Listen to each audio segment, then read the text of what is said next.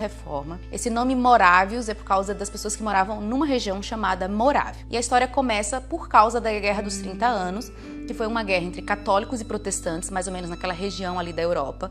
E os irmãos da Morávia, fugindo dessa perseguição, vão encontrar abrigo em outra região. Quem concede abrigo para esses cristãos refugiados, é até interessante que a história dos Morávios é também uma história de refugiados, é um cara chamado Conde Zinzendorf. Então ele é um conde, ele tem bastante terra ali naquela região, e ele dá um pedacinho de terra para os morávios, que eles vão construir uma vila, mais ou menos uma vila ali, nessa terra. Com o tempo, aquela vila vai se tornar a comunidade de Herrnhut, que significa o redil do Senhor. Aqueles morávios não eram um grupo único assim de luteranos ou calvinistas ou anabatistas, não. Boa parte deles eram descendentes dos irmãos Hussitas, que veio lá na época do John Hus, não sei se você já ouviu falar. John Hus era um pré-reformador antes de Lutero. Então, vários desses morávios eram descendentes dos Hussitas, que é um grupo bem específico, um grupo reformador naquela região.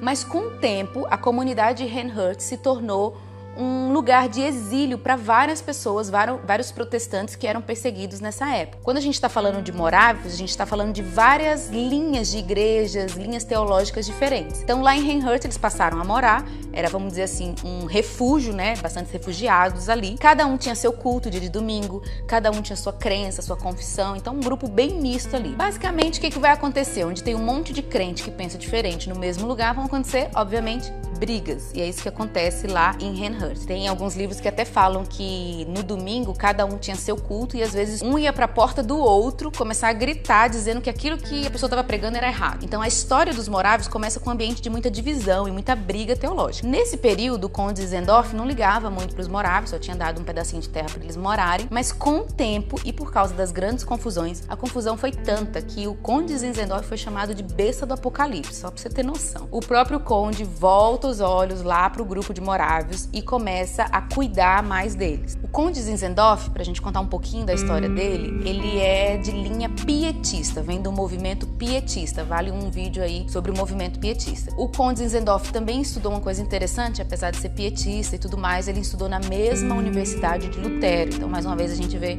essas linhas da história da igreja, né, se aproximando. Ele também era um jurista, então ele entendia bastante de liderança, de leis e tudo mais, e aí quando ele vê a confusão lá entre os morávios, ele vai até o local e uma primeira coisa que ele faz é pregar sobre o pecado da divisão e chamar todo mundo para a unidade. Nesse ponto, Zinzendorf ele foi quase que um precursor da questão da unidade no corpo de Cristo. E aí, como ele é um jurista e tudo mais, ele prepara um documento onde os moradores ali de Herrnhut têm que assinar caso queiram morar lá. E nesse documento, nesse estatuto, Zinzendorf fala muito sobre eles desconsiderarem as diferenças e focarem naquilo mais que eles pensavam igual. Então a questão da comunhão entre os irmãos, da unidade vai ser muito forte. Eles assinam o documento e aí começa uma nova fase na história dos morávios. E aí no dia 13 de agosto de 1727, eles vão fazer um culto para celebrar esse novo tempo, né? Essa questão do estatuto, de terem se comprometido a não brigar mais e tudo mais. E aí começa o que a gente chama de avivamento morável. Nesse culto, o assunto foi o amor entre os irmãos, a unidade, a fraternidade. E eles já vinham de uma série de pregações sobre o amor nas cartas de João.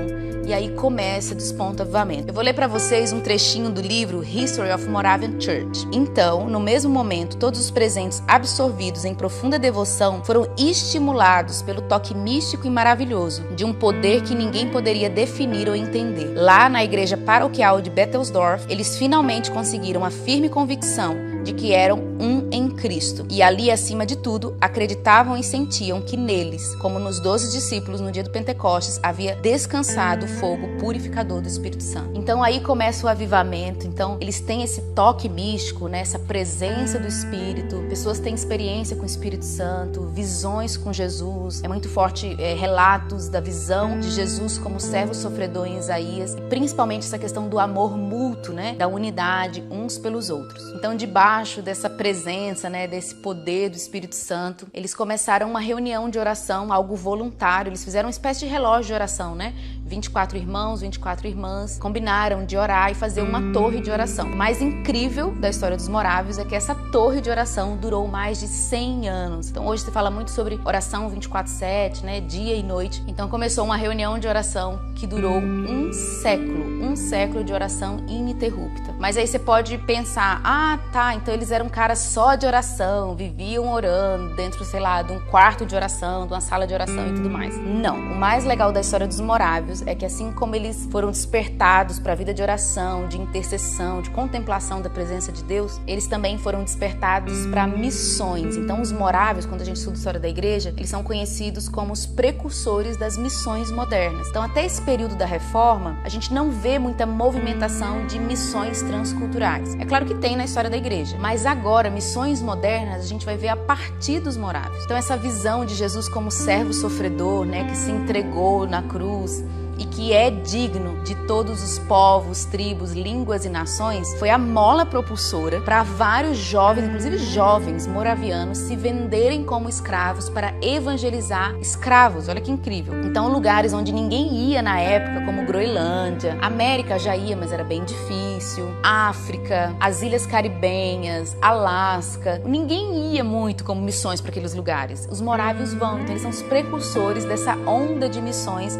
na fase da igreja moderna. E outra coisa interessante sobre o movimento e avivamento dos morávios é a paixão deles por música e pelas escrituras também. Então, o próprio Conde Zinzendorf escreveu mais de 2.000 hinos, tem toda uma lista de músicas produzidas pelos morávios, principalmente por essa época, um pouco depois. Eles gostavam tanto de música que os morávios criaram um tipo de culto que basicamente era um sermão cantado. Eles pegavam estrofes e trechos de várias músicas diferentes, que tinham o mesmo tema, e durante o culto, era um tipo de culto, uma reunião específica, era cantada essas canções diferentes, contando uma mesma temática, uma mesma história. A ideia era ser tipo um sermão cantado. Eu achei recentemente um trecho de um hino escrito em 1759 por um bispo e hinólogo moraviano. Olha que lindo. Betânia, ó habitação pacífica, mansão abençoada, morada amada.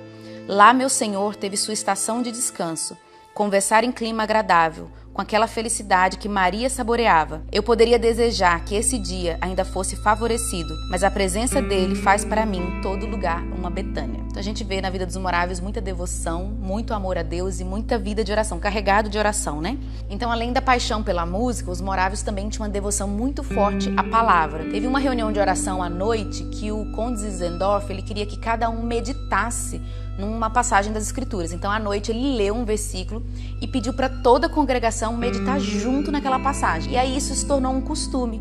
Todo dia à noite tinha um versículo específico que todo mundo meditava, que os pastores, quando iam visitar as ovelhas, ensinavam sobre aquele versículo e tudo mais. Com o tempo, esse hábito vai se tornar os daily texts, ou os textos diários, que no futuro vai ser a publicação de um livro devocional com um versículo das Escrituras. Isso é bem interessante. Então, toda a comunidade meditava junto naquele versículo, naquele dia. Com o tempo, os textos diários se tornaram basicamente assim. Tinha um versículo da Escritura que significava Deus está falando conosco isso. E tinha a resposta, que era um trecho de alguma música. Então, era basicamente a conversa, né? A devocional, uma conversa. Deus fala conosco e nós respondemos através dessa canção. Os daily texts existem até hoje. Igrejas moravianas, o grupo dos morávios, publicam até hoje, centenas de anos depois. E uma coisa super curiosa, o Dietrich Bonhoeffer, a gente vai ter vídeo sobre ele também, ele usava esses textos moravianos, os daily texts. E por fim, eu quero te contar que os morávios exerceram grande influência na fase da igreja moderna, principalmente no Grande Despertamento, porque foi através deles que o famoso John Wesley converteu. John Wesley, teoricamente, né, já era crente, já tinha feito faculdade, já era diácono, estava viajando como missionário para a América para evangelizar os índios. No meio do caminho, ele está no navio, o navio está para naufragar e ele está morrendo de medo. Ele percebe o tanto de temor que ele tem pela vida dele. E no navio tem um grupo de morávios que não tem medo pela própria vida e tá tranquilo de morrer por Jesus ali e tudo mais. E aí o John Wesley tem uma crise e ele chega à conclusão que ele não é convertido, que ele não tem aquela segurança, aquela tranquilidade, aquela paz em Deus. Então ele tem esse choque através de ver a vida dos morávios que também estavam indo evangelizar lá na América, né? Era um grupo missionário de morávios e durante muitos anos ele vai ser influenciado pelo movimento morávio. Então talvez você não saiba, nós fomos muito influenciados por esse movimento também, como herdeiros, né, desse primeiro grande avivamento, desde John Wesley, passando pelo pentecostalismo e tudo mais.